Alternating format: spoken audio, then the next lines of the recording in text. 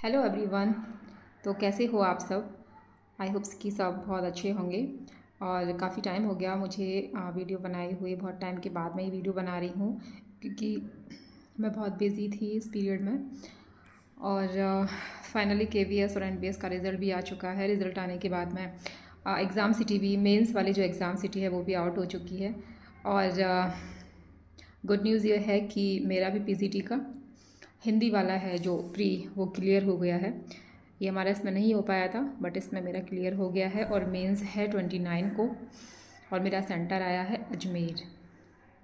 तो आपका सेंटर कहाँ पर आया है, कौन सी सिटी आपको मिली है, वो सब आप कमेंट करके बता सकते हैं। और आपकी तैयारी, जिन जिन का सिलेक्शन हुआ है TGT या PGT, जिसमें भी आपका निकला है, ये प्री क्लियर हुआ है, तो आपकी प्रिपरेशन कैसी चल रही है, कहाँ से आप अपनी तैयारी कर रहे हो, मेंस के लिए किस तरह से चल रही है, वो आप मुझे कमेंट करके बता सकते हो।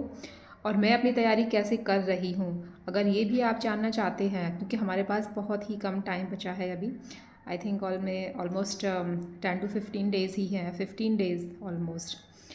तो उसके लिए अब ये है कि ज़्यादा से ज़्यादा अपना रिवीजन, क्योंकि हमें टाइम बहुत कम मिला है मेंस के लिए, क्योंकि किसी को पता नहीं था कि किसका सिलेक्शन होने वाला है, किसका सिलेक्शन नहीं होने वाला है। और मेंस का जो एकदम से डेट इन्होंने तभी दे दी थी, साथ में ही रिज़ल्ट के बाद तुरंत ही इन्होंने डेट भी दे दी है मेंस की। तो टाइम बहुत ही कम मिला है, ऑलमोस्ट 20 से 25 दिन का टाइम ही मिला है।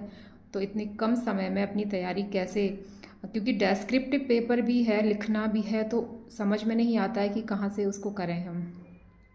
लेकिन मेरा ये मानना है कि CBSE कंडक्ट करा रहा है। मैंने पहले भी अपनी एक वीडियो में बताया था कि आप CBSE जो ये एग्ज़ाम ले रहे हैं, और चाहे सेंट्रल का कोई भी एग्ज़ाम होता है, उसमें मेन जो बुक्स होती हैं वो होती हैं NCERT की बुक्स। और अभी भी NCERT की जो भी बुक लगी हुई है हिंदी की, 9th से लेकर 12th तक, तो मेरे ख्याल से वो बुक्स ज़रूर पढ़नी चाहिए। और PGT में तो लेखक भी आपको पूरा दिया हुआ है सिलेबस कि आपको क्या क्या पढ़ना है।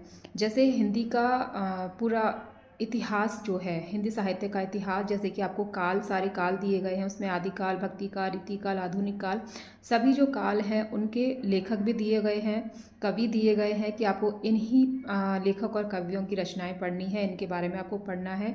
और जितने भी काल हैं उसकी जो साहित्यिक प्रवृत्तियाँ रही हैं, उसकी पृष्ठभूमि है, उसका जो इतिहास रहा है, वो सारा आपको एक बार जानना है। तो उसकी जो परिस्थितियाँ रही हैं, किन कारणों की वजह से उस काल का जन्म हुआ, वो सारी चीज़ें पढ़नी हैं। तो बहुत सारी चीज़ें हमने ऑलमोस्ट पहले पढ़ी हुई होती हैं, बस उसको एक बार रिवीज़न करना होता है। तो